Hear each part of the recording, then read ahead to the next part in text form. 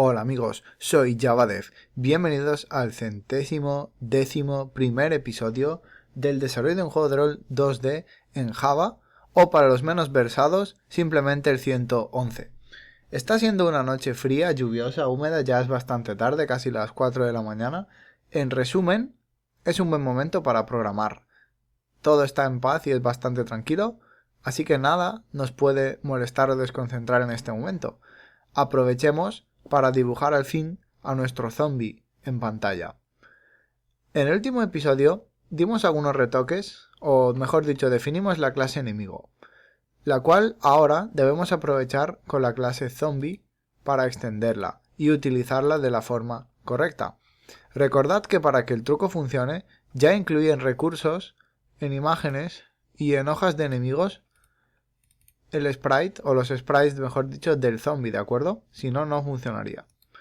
Con lo cual, lo que voy a hacer a continuación es darle al zombie su propia hoja. La idea es que cada enemigo tendrá su propia hoja de sprites. Así que vamos a darle al zombie la suya. Private, static, hoja, sprites, hoja de zombie. Por cierto, antes de que nadie me pregunte qué pasa, que por qué hemos vuelto al tema blanco y claro de IntelliJ en vez de usar Darkura, el negro, alguien me comentó, me escribió en YouTube que el tema oscuro es molesto para la gente que no ve bien o que necesita gafas o que tiene mal los ojos, y puede que tenga razón, así que he puesto este tema algo más claro. Sinceramente, puede que yo sea un vampiro, pero a mí tanto blanco me deslumbra, me parece demasiado, y además, mirad por ejemplo hoja zombie, es demasiado tenue, no se ve bien contra el blanco, pero en fin. A ver si así la gente que no ve muy bien puede ver un poco mejor esto y entenderlo. Bien. La hoja zombie no está iniciada. ¿Y qué pasa con eso? Es un objeto estático. Y como tal, significa que, sin importar cuántas instancias de la clase zombie creemos, siempre tendremos solo una única hoja de sprites para todas las clases zombie. Con lo cual, puede haber una o ninguna hojas, ¿de acuerdo? Lo que no tendría sentido es que cada objeto zombie tenga su propia hoja, lo cual haría que sea muy repetitivo y llenaría la memoria enseguida. Bueno, como no sabemos si la hoja está o no está, lo primero que tendríamos que hacer es comprobar si la hoja zombie es igual a null. Con lo cual, si la hoja fuera igual a null, cosa que será así la primera vez que intentemos crear un zombie, la iniciaremos. Hoja zombie es igual a new hoja de sprites. Recordad que aquí teníamos que definir el string de la ruta. Vamos a abrir un momento las constantes, a ver si lo declaramos. Como veis, o como no veis, no está declarado, vamos a declararlo. Vamos a crear un public static string ruta de enemigos. Es igual a... la ruta sería como siempre barra imágenes, barra hojas enemigos, ¿de acuerdo? Y creo que con eso ya estaríamos. No, tendríamos que poner hojas enemigos y cerrar con una última barra, porque la idea es que ahora detrás pondremos directamente el archivo al que queremos acceder. Así que bueno, ahora volveríamos al zombie, escribiríamos constantes, punto, ruta de los enemigos, ¿de acuerdo? A ello le sumaríamos, bueno, le concatenaríamos el ID del enemigo. A ello le sumaríamos la terminación del archivo, que es .png en mi caso, en el vuestro no lo sé. Y luego teníamos que definir el tamaño, ¿verdad? Que es constantes, punto, lado del sprite. Por último, si la hoja es opaca, que en este caso no, es transparente, así que false. Bien. Esto, si no hubiera ninguna hoja estática definida, la definiría. Y ya está. Luego, si quisiéramos dibujar al zombie, tendríamos que preparar, por supuesto, un método dibujar. Public void dibujar, que sería como siempre con un final graphics g, final int .x y finalInt.y. Vamos a importar esto. El de Java, ¿de acuerdo? Correcto. Con lo cual, vamos a dibujar esto como dibujo debug. Dibujar imagen. Y en la imagen, obviamente, vamos a dibujar la G. Es decir, con la G, con los graphics. Vamos a dibujar la hoja zombie.obtener sprite. Por ahora no me voy a molestar con animaciones. Vamos a coger simplemente el sprite 0 y punto. Luego ya nos buscaremos la vida para animarlo. Obtener imagen. Y eso nos dará, obviamente, una buffered image. Bien, luego dibujaríamos en el punto X y en el punto Y. De acuerdo. Ahora bien, ¿qué pasa con los enemigos? Todos deberían tener una barra de vida y tal vez alguna cosa más. Así que, si en enemigo tenemos un método dibujar, cosa que sí tenemos, sería un buen momento para llamar a super.dibujar. G.x.y. ¿De acuerdo? De esta forma, dibujaríamos el sprite del zombie y luego volveríamos a la clase padre, a la superclase enemigo, y desde esta clase dibujaríamos la barra de vida o la distancia o cualquier otra cosa. Por ejemplo, imaginad que la animación en la que los enemigos sangran es universal para todos, cosa que podría ser posible si todos tienen el mismo tamaño de sprite. Pues bien, esa animación la podríamos preparar en enemigo, dibujar el sprite del enemigo en concreto y luego detrás la animación para todos. Así que bueno, está bien llamar después a dibujar. Ya veréis si más adelante lo usaremos y os aseguro que sí. De acuerdo, ya no tenemos mucho más que hacer con los zombies, al menos en esta clase. ¿Cuál sería el siguiente paso? Bueno, para que haya zombies tenemos que declararlos en el mapa. Vamos a abrir 03 ADM, que es el que estamos usando actualmente, ¿de acuerdo? Recordad que aquí habíamos definido los objetos. Ahora, digamos que vamos a pasar al siguiente estado de cosas. Volvemos a separar con un asterisco otro apartado aún más del mapa. Y este apartado lo vamos a dedicar a los enemigos. Va a ser muy sencillo. Vamos a usar un sistema extremadamente parecido al que usamos con los objetos, ¿de acuerdo? Y va a ser así. Por ejemplo, vamos a decir que la coordenada 7, 7, es decir, tile 7x y tile 7y, el enemigo que va a existir en ese tile va a ser el enemigo número 1. ¿Cuál es el enemigo número 1? Abrimos el registro de enemigos y vemos que el enemigo número 1 es el zombie, ¿de acuerdo? Y como seguramente tendremos más de un enemigo, vamos a incluir dos por si acaso para manejarlo todo bien desde el principio. Vamos a hacer que la coordenada 6, 7 haya otro zombie. Bien, ¿qué va a pasar ahora? Lo que va a pasar es que tenemos que leer esto desde el mapa y ya lo estaréis adivinando. Nos toca otra intensiva jornada maratoniana en la cual vamos a leer el string, separarlo con split múltiples veces. Ya lo hemos hecho y lo volveremos a hacer, todas las que haga falta, ¿de acuerdo? Hasta que estemos absolutamente contentos y felices con el formato del mapa. Ya he hablado con algunos usuarios, algunos suscriptores que me han hablado por YouTube, y hay mucha gente que piensa que tal vez deberíamos pasar a algún formato más universal como XML o JSON, JSON como le llamarían algunos, para los mapas, porque algunos programas como Tilet y otros parecidos exportan los mapas directamente en estos formatos. Aunque no es una mala idea, y seguramente lo haremos en el juego web cuando lo empecemos pronto, lo que os puedo decir por ahora es que no tendría sentido romper todo lo que hemos construido para pasar a otro formato, porque eso nos llevaría varios episodios y no creo que merezca la pena.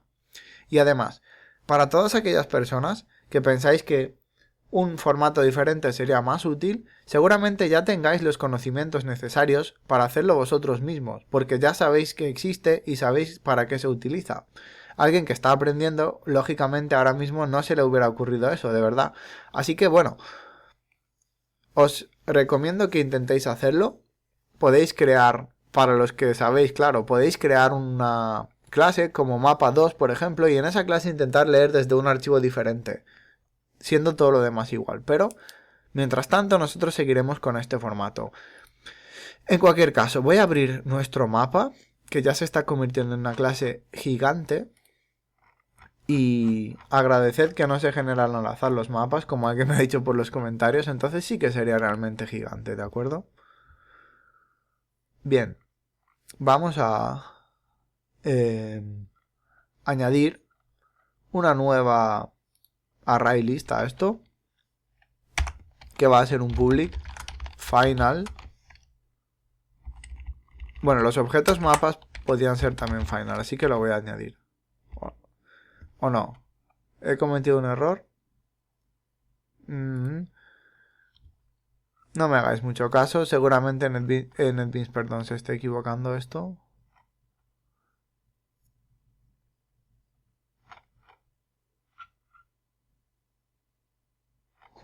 En fin, vamos a quitar el final por ahora porque está dentro de un if y eso puede, digamos, molestar a la hora de compilar el código. Dejarlo así. Bien, public final array list. Ahora incluiríamos enemigos.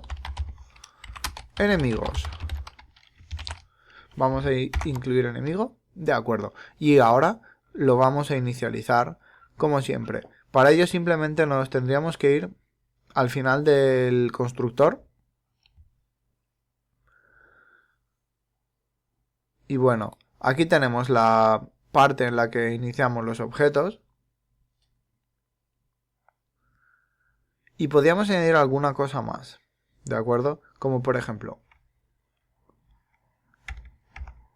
estoy pensando una cosa, por eso me he callado un momento. Estoy pensando que aquí lo que contemplamos es qué pasa si no existe ningún objeto. Si no existe ningún objeto, entonces esta parte nos la saltaríamos, ¿verdad? Porque entonces nos estaríamos evitando algún error. Porque claro, si asumimos que va a haber objetos pero no hay ninguno, tendremos una excepción. Y bueno, ahora tenemos más o menos el mismo problema con los enemigos. ¿Qué pasa si no hay enemigos? Porque obviamente no hace falta que haya enemigos en todos los mapas. Podemos estar en un pueblo pacífico, en una tienda, y ahí no habría ningún tipo de enemigo. Y claro, con los objetos nos sirvió el truco de comprobar si hay más de 7 partes. Pero ahora no podemos comprobarlo de la misma manera. Porque ¿qué pasa si no hay objetos pero si hay enemigos? Los enemigos, digamos que serían la parte 7. Entonces, claro que para eso tenemos que seguir un formato estricto. Por ejemplo, imaginad que estos son los objetos, ¿de acuerdo? Lo suyo sería que si no hay ningún objeto, deberíamos borrar todo este pedazo de esta manera y dejar esta sección en blanco, aunque con los asteriscos separándola, de forma que el pedazo 7 esté vacío, ¿de acuerdo? En cualquier caso, esto es a lo que yo llamo detalles de los que no merece la pena volverse loco y preocuparse ahora mismo porque solo nos va a frenar. Por ahora, vamos a centrarnos en lograr que los enemigos funcionen y lo demás ya lo haremos luego. Por ahora, como os digo, voy a eliminar esto de las partes. Esta comprobación ya no tiene sentido, ¿de acuerdo? Voy a darle a código y reformar código. Bien. ¿Por qué no lo he hecho con el atajo? Porque desgraciadamente en Linux el atajo hace que Linux salga a la pantalla de login en vez de formatear el código. Así que no puedo usar el atajo si no lo cambio y me da mucha pereza cambiarlo. Lo siento, así son las cosas. Bien. String. Información. Enemigos.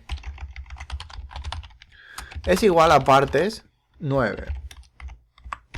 ¿De acuerdo? Y en partes 9, obviamente, pues estará declarada esta parte de aquí, la que está detrás del último asterisco. Bien. Enemigos es igual a asignar enemigos y le pasamos la información de los enemigos. ¿Qué método es este? No existe, me lo acabo de inventar y ahora es cuando lo vamos a crear, ¿verdad? Private array list de enemigo, asignar enemigos. Bien, lo único que necesitamos, como ya habéis visto, spoiler alert, es un string con la información de los enemigos. Bien.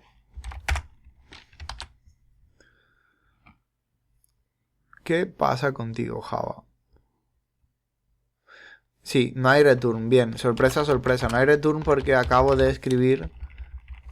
acabo de escribir el método. ¿Quién se lo hubiera imaginado, eh? No sé por qué los IDs son tan pesados, pero bueno. Ignorémoslo por ahora. Bien.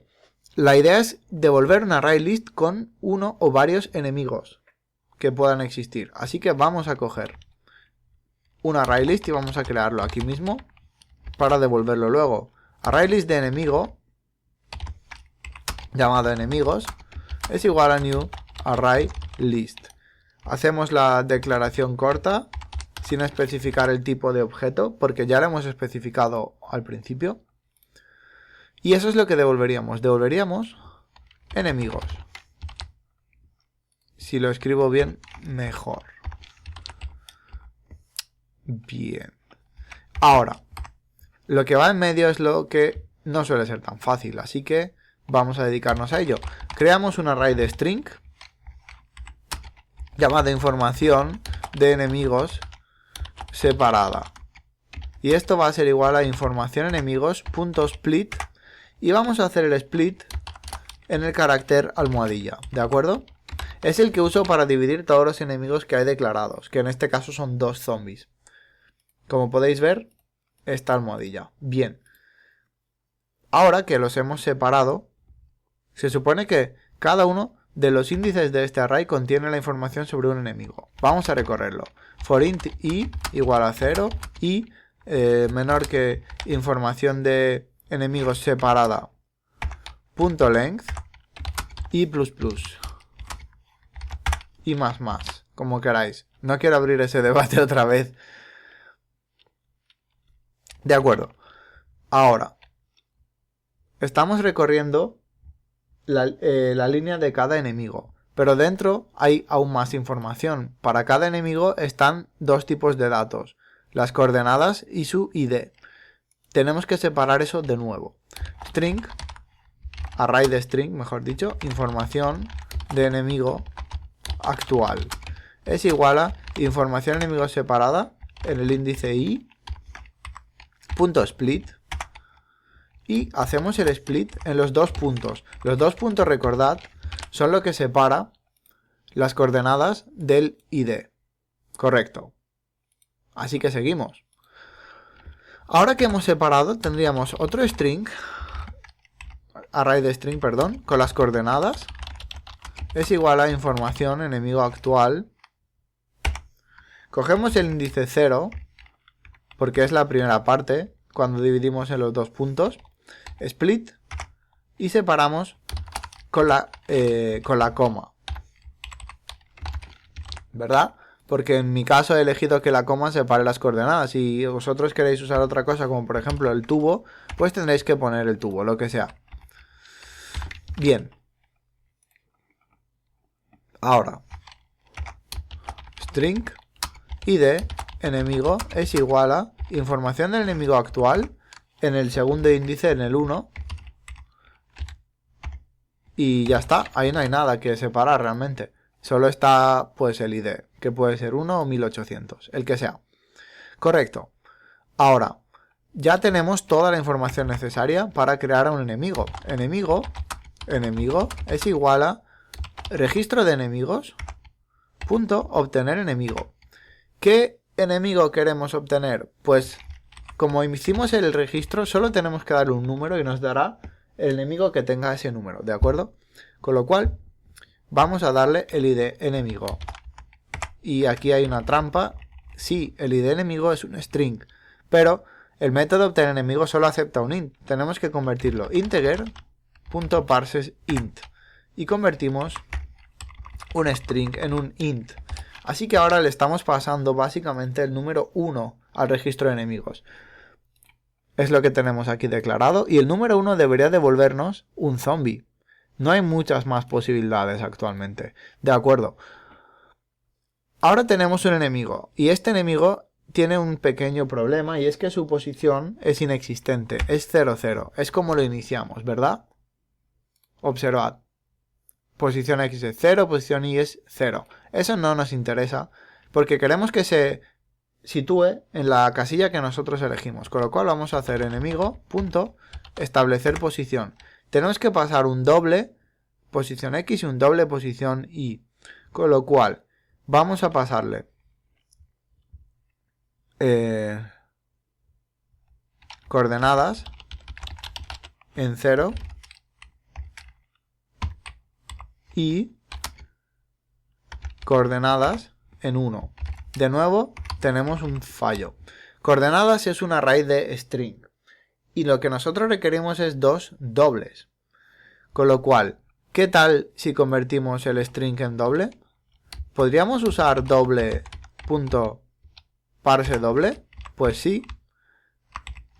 Como veis, esto es extremadamente fácil de adivinar gracias a la consistencia de Java. Si integer tiene parse int, ¿por qué no va a tener doble parse doble? Pues ahí está, sí que lo tenía. Os prometo que esto no me lo había preparado, pero era fácil de adivinar, de verdad. ¿Sabéis cuál es la forma cazurra y estúpida de hacerlo? Simplemente cogéis el string, lo convertís en int y luego convertís el int en doble usando el casting con doble entre paréntesis. Pero bueno, espero que no tengáis que recurrir a esas cosas a falta de otros recursos. Bien. Ahora la pregunta que se me está ocurriendo es ¿por qué se ha quedado esta llave aquí? Me habré equivocado escribiendo. De acuerdo. Ya tenemos el enemigo, ¿verdad? Quedaría una última... no, perdón. Tenemos la llave, ojito con los errores, porque tenemos que cerrar el bucle for. De acuerdo. Antes de acabar, ya hemos establecido la posición del enemigo. Quedaría añadirlos a la array list. Enemigos.add. Añadimos el enemigo. Ya está. Ahora, si todo ha ido bien, deberíamos haber añadido a nuestros dos zombies a la array list de los zombies. Y bueno, ya deberían estar dentro si no ha pasado nada extraño. ¿Cuál sería el siguiente paso? Bueno, os he dicho al principio del episodio que lo que queremos es dibujarlo. Pues intentémoslo. No debería ser muy difícil, solo hay que tener una cosa en cuenta. Y es que, técnicamente, puede suceder que el array list de enemigos esté vacío. Así que no deberíamos dibujarlo sin asegurarnos antes de que no está vacío. Con lo cual, vamos a buscar el método de dibujar, que está por aquí. Y ya lo hicimos una vez. Si no están vacíos los objetos del mapa, dibujamos. De la misma manera, si not enemigos is empty, si no está vacío, pues vamos a dibujar a los enemigos que haya dentro. Vamos a usar el bucle for mejorado, como hicimos con los objetos. Así que for enemigo enemigo, dos puntos en el array de enemigos. ¿Qué va a pasar? Pues vamos a averiguar el punto X y el punto Y. Int, realmente final int, punto X, es igual a... Y ahora empieza otra de esas formulitas que os gustan tanto por lo largas que son. Tendríamos enemigo, punto, obtener posición X. Esto va a ser un int finalmente, así que vamos a hacer el casting ya mismo a int, porque luego nos van a salir errores. Multiplicamos la posición X por el lado del sprite. ¿Y por qué hacemos eso? ¿Os acordáis? Hace un tiempo que no lo hacemos, pero os lo refresco. La posición del enemigo es algo así como, por ejemplo, 7, 7, pero si dibujamos en el píxel 7, 7, la cosa va a fallar estrepitosamente, como imagináis, porque en realidad tenemos que multiplicar cada posición por el tamaño de los sprites del juego. Así que si el enemigo está en la posición 7, tenemos que multiplicar 7 por 32 para averiguar en qué píxel se encuentra realmente. Lo mismo va a pasar con la otra posición. Pero bueno, vamos a acabar. El punto X es la posición X multiplicada por los sprites, por el tamaño.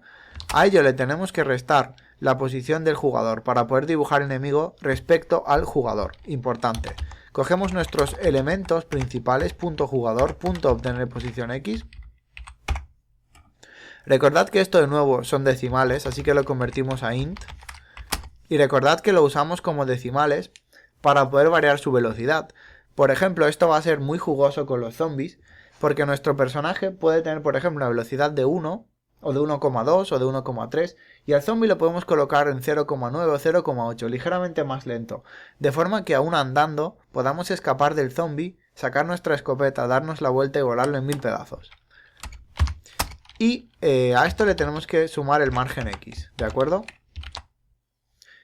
Ahora va a haber que repetir exactamente lo mismo con el punto Y, lo cual nos permite copiar y pegar. Ya sabéis, hacerlo a vuestro propio riesgo. Punto Y. Enemigo obtener posición Y. Elementos principales del juego obtener posición Y. Y el margen es, por supuesto, también Y. Bien. Ya tenemos los dos puntos.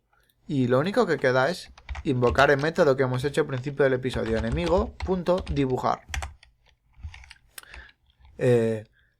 G.x y punto Y. Bien.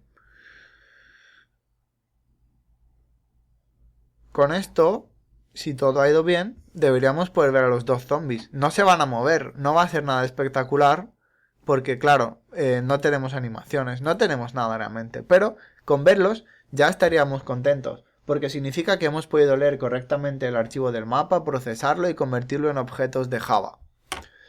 Y ya de paso, podréis ver los sprites que Ángelo dibujó muy amablemente para mí y me los mandó para usarlos en la serie. Probemos. ¿De acuerdo? Veamos qué pasa. Bien, ahí está. Ya veis a los dos zombies. Para mí siempre es una gran alegría cuando comienza el testeo de la aplicación sin que salga una excepción en pantalla. Bueno, ahí lo veis, están los dos zombies.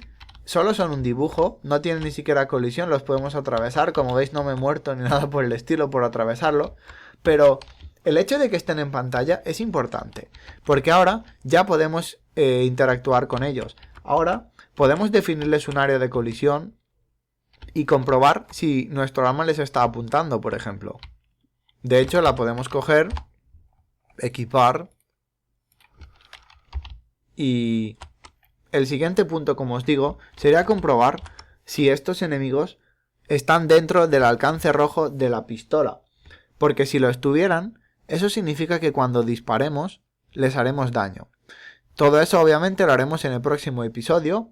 Y bueno, como siempre, permitidme antes de acabar que le agradezca a las personas que colaboran en Patreon tan generosamente, sin ninguna razón realmente, porque claro, no hay ningún premio. Aunque me paguéis $1000, no os voy a dar nada a cambio, lo siento. Así que muchas gracias. Y por lo demás, ya lo sabéis, podéis dejarme comentarios, sugerencias, lo que queráis, por YouTube, por Facebook, por Twitter, por Google+, incluso si queréis podéis entrar a mi página web, la cual, bueno, estuvo de baja durante aproximadamente un día, tuvo algunos problemas técnicos extraños, que ya están resueltos gracias a que tengo la costumbre de crear copias de seguridad de forma frecuente. Ya, de hecho ahí veis que hay un comentario que tengo que moderar, en fin, muchas gracias, como os digo, y seguimos en el próximo episodio. ¡Hasta luego!